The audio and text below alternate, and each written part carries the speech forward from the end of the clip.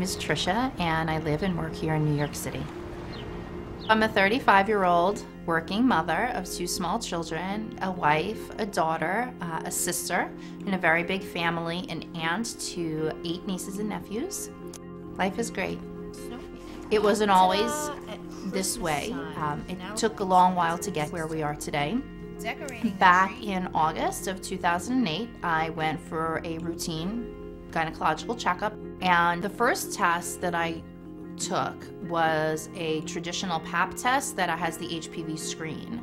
Then when it was revealed that I did have HPV and tested positive for HPV, my doctor recommended and performed a colposcopy. It was Juliana's first day of pre-kindergarten, and I had taken her to school and then got the call from the doctor's office that he wanted to speak to me in person. And you're usually not getting those calls because you won the lottery. I knew it wasn't good news, so I just left work and middle of the day and just said, all right, we're going to the doctor's. So we went, got the news. The first thing he said to me was, do you want to have any more children? And as I say that to you right now, it literally took my breath away then as it does right now, because I did. And I immediately knew the sky was falling, that this wasn't a, hey, good news, want to see you kind of visit. This was something really terrible. So I just remember sitting straight up in my chair as literally my life was sucked right out of me. And I said, cut to the chase. What is going on here? The second test revealed apparently that I had the early stages of cervical cancer, specifically adenocarcinoma in situ.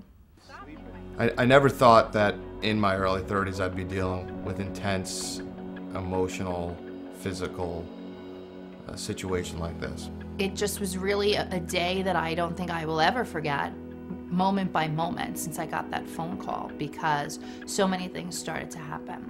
We saw a gynecological oncologist that concurred with my doctor's findings. His recommendation was to have a cone biopsy. The results of the cone biopsy revealed that the cancer had not spread, so everything was clear, which was phenomenal news for me. It was literally the best case scenario that they offered me. After hearing that information over the phone from my surgeon's office, the first question I asked was, can I have another baby? And they said, without a doubt, you need to have a hysterectomy at some point. So you need to weigh that into your timeline of recovery from the cone biopsy, potentially getting pregnant, having a baby, and then having to have a hysterectomy. So that was now the next step of decision making. It was either have the hysterectomy or put this whole family on this crazy roller coaster ride. Ultimately, I decided to go ahead and have the hysterectomy. So what do we learn from this? It's not that we're the cervical cancer family and hey, we survived cervical cancer. It's more about we learned that we are a family that cares about each other and that will be there for each other. And I think in all honesty, we realized how much we love each other.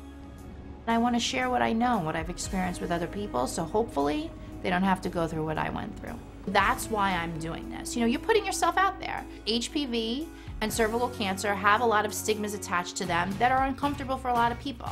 Am I sometimes in an awkward situation talking about it? Sure, but nothing is more awkward or uncomfortable than laying on an operating table in a hospital, about to have your life changed forever.